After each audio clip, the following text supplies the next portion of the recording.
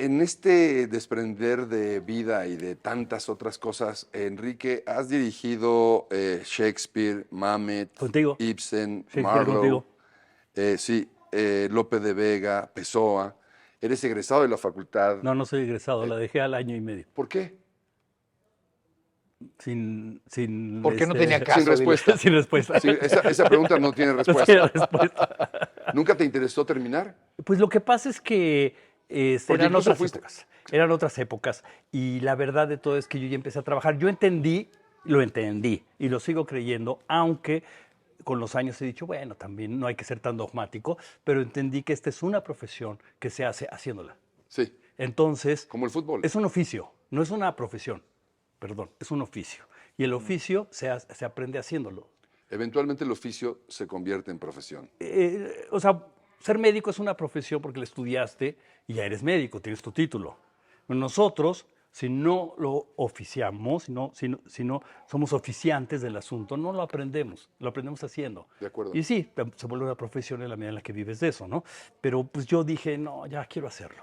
Y me fui a hacerlo y trabajé con mucha gente y yo dije, se aprende en la práctica. Y cuando dirigí por primera vez, no sabía hacerlo. Como, Se notó. como... No dijimos nada. No dijimos nada, Yo pero lo aquí dije primero estamos. antes que lo digan ustedes. Me pongo Antes de voltear la pechito. cámara. Pero es verdad, la praxis, ¿no? La praxis, Pues, sobre todo en las cuestiones que tienen que ver con el arte, con las manifestaciones artísticas, pues tienen que ver con eso. O sea, si no lo haces, ¿cómo vas a saber que eres No, un artista? Eso respondía a la pregunta Sí, de egresado. y regresando un poco a lo que decías, este orden de imagen y de movimiento que tiene que tener el mimo, lo llevas a la práctica de forma, yo creo que plausible, cuando eres funcionario. Eres un hombre ordenado, eres un hombre consciente, eres un hombre educado, eres un hombre que tiene la responsabilidad de llevar una gestión cultural. Pues sí me gustó cuando lo hice. Y Era bonito.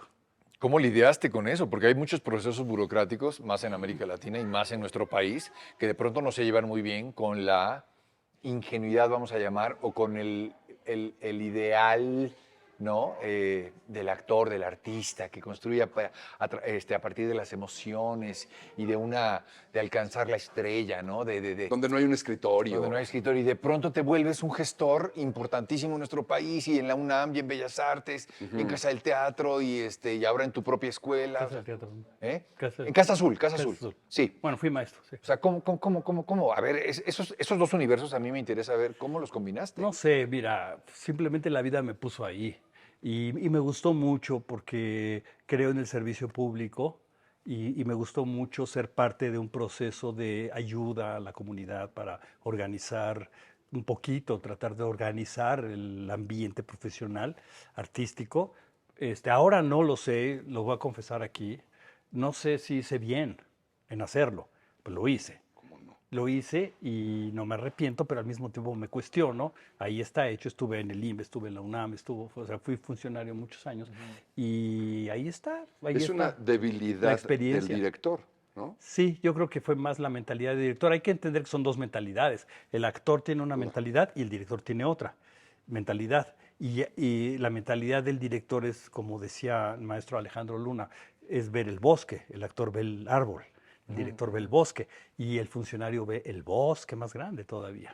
Entonces, pues fue interesante. Y el docente enseña a ver el árbol, ¿no? Y el bosque, o Y, sea, y aprende a verlo a través de a los través ojos. de ellos. Sí. Justamente de esto y de estas vivencias y de estas experiencias, ¿cómo ves actualmente la gestión cultural en México? Chan, chan, chan. No, Sí. pues lo mismo que yo, hacen lo que pueden.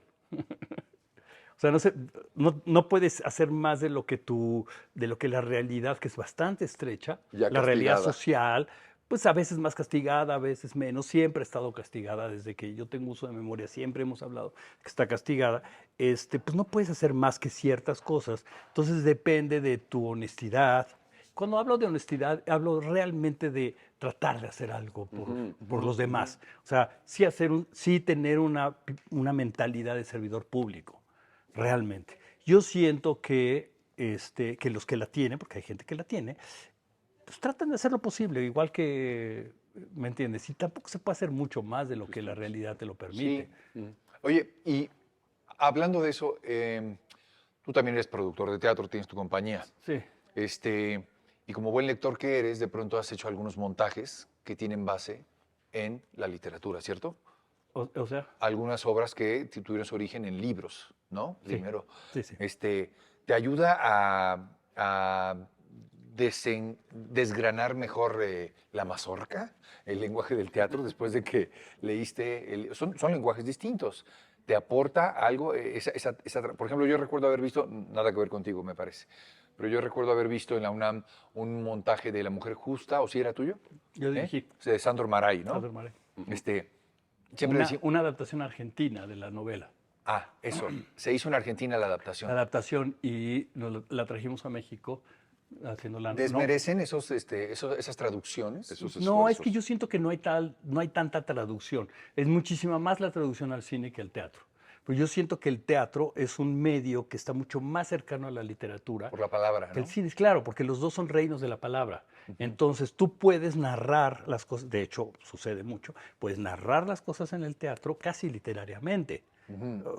¿Por qué? Porque en el teatro el público, lo que hace el teatro es que a través de la palabra te imaginas el mundo. Entonces dice, por ejemplo, sale alguien y dice, estamos en el castillo de Bristol, o estamos frente al gran castillo de Bristol, y el público se imagina el castillo Y de ya Bristol, está. igual que en la literatura. En el cine tú tienes que ver el castillo de Bristol, es la imagen la que te lo narra, en el teatro es la literatura, entonces es más cercano y no tienes que hacer un brinco tan grande de pasar la literatura al teatro como la literatura al cine, creo. Que Totalmente. sí lleva una adaptación, por supuesto, ¿no? Porque tiene que ser es un medio audiovisual. Sí, por supuesto. Por supuesto que tiene que tener ahí lo suyito. Sí, pero justamente por eso hablamos. O sea, hay una diferencia de lenguaje, pero tienes razón, no lo había pensado, de la literatura al teatro, aunque el teatro podría tener 1000 manifestaciones y 1000 jugarretas que se pueden llevar a escena, ¿no? Pues es Pasa verdad, más amablemente. el reino de la palabra. Es el reino de la palabra, sea Sí, como sea. Está padrísimo expresado así, el reino de la palabra. Ajá, Sí. sí, ¿En qué estás? ¿Qué estás haciendo? ¿Qué preparas? Estoy preparando una adaptación de una novela que se llama El Testamento de María, de este autor irlandés, ¿un autor irlandés? ¿Cobian? No me preguntes. Ok. Tú siempre trabajas con autores diferentes. para Sí. mí. ¿El de los perros? No sé. Un autor irlandés. Se me fue el nombre. Ahora lo voy a ver. Y sí, velo, ¿no? Y- El Testamento de María. Y es una adaptación de esta novela que está increíble, que es la vida de María, la madre de Cristo. Sí. Pero lo que hace este hombre, ahorita te va a aparecer. Sí.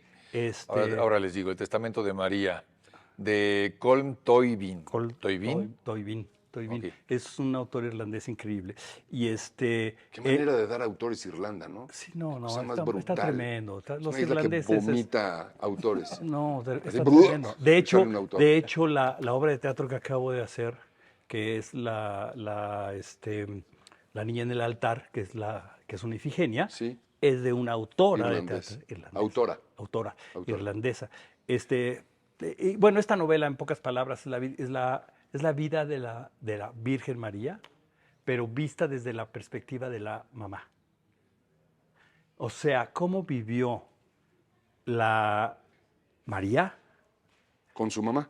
¿no? Ella, cómo vivió la muerte de su hijo, el paso de su hijo de la infancia a la adolescencia y luego a ser adulto. Cómo vivió ese infierno tremendo de tener un hijo que de repente lo empiezan a perseguir y acaba crucificado, el terror de ver a un hijo crucificado. Es muy interesante porque es la perspectiva de la mamá, Claro. no de la enviada de Dios, no de la Virgen. Sí, de un ser más terrenal, Es un digamos. ser absolutamente terrenal. Que incluso cuando le dicen, es que es hijo de Dios, él dice, ¿cómo que es hijo de Dios? Es Es mi hijo de hijo. José. Exacto. Es hijo mío. Es hijo mío, de José, Claro. de su papá. claro. Digo, José muy es bueno, pero no interesante. le llamen Dios, ¿no? Sí es bueno. Yo a veces le digo, ay, Dios mío. Y Pero cuando nada se entera más. cuando se entera que hace milagros, no los ve, pero se entera que hace milagros, le entra un terror espantoso, pues sabe que lo van a matar.